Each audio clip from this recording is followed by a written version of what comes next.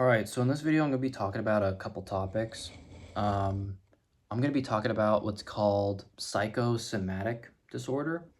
Um, so I'm someone who has autism, and I just recently got diagnosed.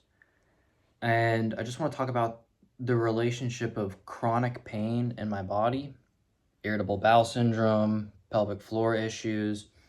And I think this video will be helpful to a lot of people, even if you don't think you're autistic. So, um, what are psychosomatic issues? Psychosomatic issues is just when your brain sends signals through your nervous system and it can affect parts in your body. So, depending on how you think, maybe it can affect your digestion, maybe your thoughts can affect your heart rate. So, a lot of people, when they go to give a presentation or a speech, they're having thoughts that make their heart race, right? That is a more normal experience, but maybe that same pattern can appear for things in life that shouldn't be happening, right?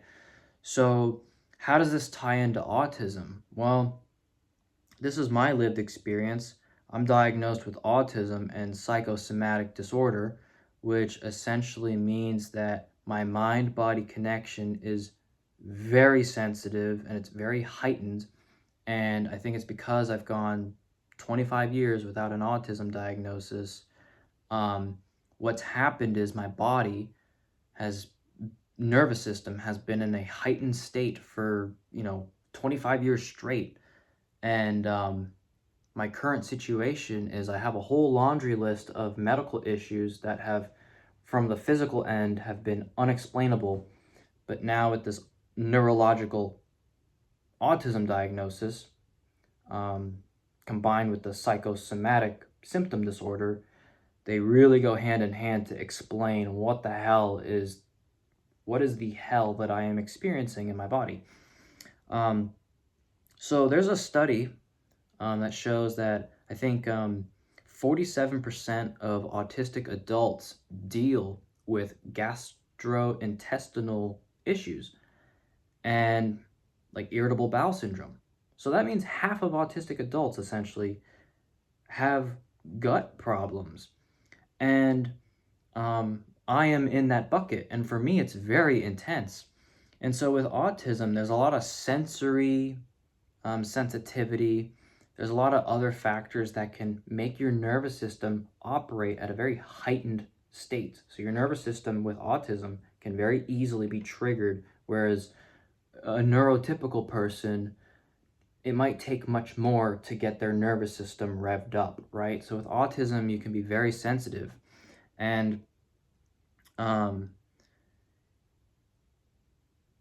for some autistic people, their interoception, their ability to feel things in their body is heightened, combined with their intense brain and their ability to hyper focus. That can create a combination that can create a living hell. So this is what I suffer from and what I'm working on recovering from, and finding tools to manage. And because of autism and psychosomatic disorder, um, I have dealt with pelvic floor nerve pain since I was, I think, about 10 years old. I have the urgency to pee every 10, 15 minutes all the time, like clockwork. So whenever I get anxious, I pee all the time. And then if I hold in my pee for too long, my stomach gets really gassy. And then that pushes on nerves and I get that pelvic floor nerve pain again. I suffer from constipation or just not digesting food. Um, Whenever I've tried to date, I get really anxious and I throw up. So that's my mind-body connection, my brain-gut connection, instantly throw up, right? Um, and so autism, you can have a lot of thoughts and they can be very intense and your nervous system's heightened, and so you can start to get physical symptoms. Something else I deal with, like I mentioned, is the pelvic floor stuff. Some people hold tension, they hold stress in their body. And for me, I hold it in my pelvic floor. And a tight pelvic floor is actually somewhat common with people who have autism. Now, I think some people don't even know they have autism, but they have pelvic floor issues. And that was me for my whole life. I didn't know what was going on. And yeah, so the way I hold tension in my body means that my pelvis, I have a pelvic tilt. And since the age of 10, it's gotten worse and worse and worse. And my body is literally warped. My posture and my pelvis is warped in such a way that my digestion is messed up. I have nerves being pulled. I get false triggers of sensations to pee. It's even more amplified with whatever emotions I experience. And so, in a weird way, undiagnosed autism has warped my body, just because of my thoughts, right? And because of that, I now have chronic rib pain. I have a rib that pushes in and it really hurts. But it's just subtle enough that on x-rays and MRIs, it doesn't pick up anything. It just shows slight inflammation, but structurally it looks fine.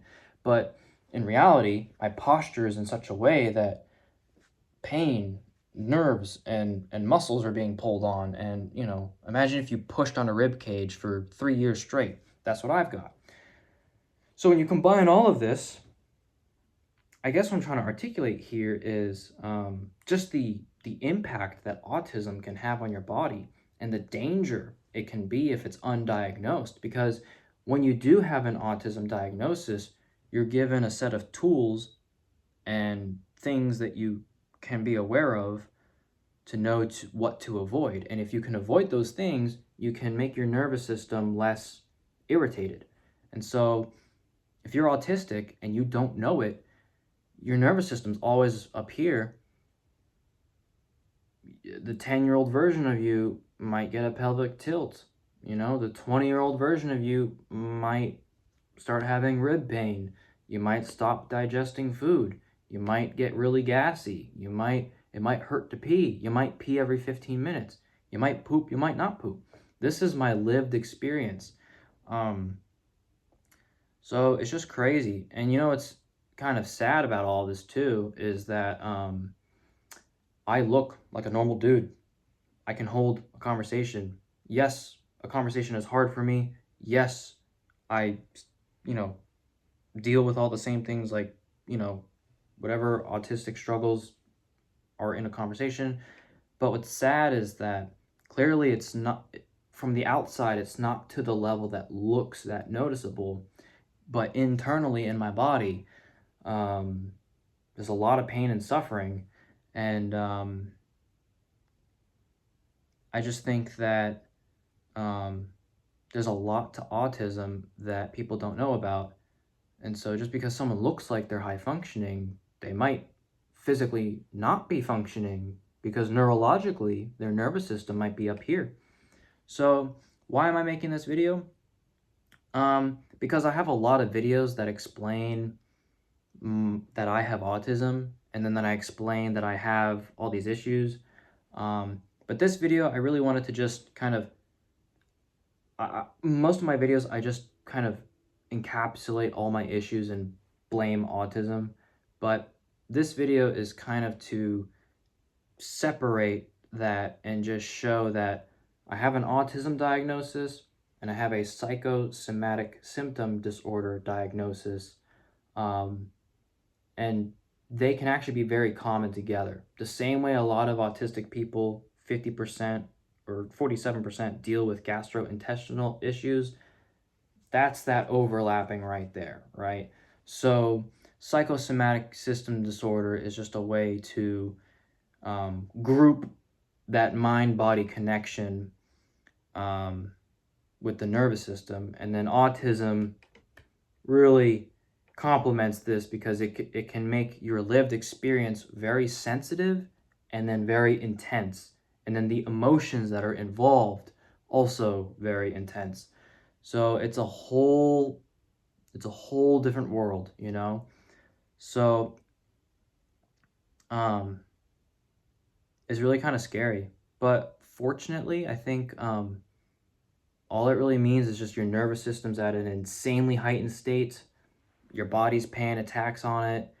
And I think the solution is you just got to find ways to bring that nervous system down, and physical therapy, or, you know, there's got to be a way to reverse these things.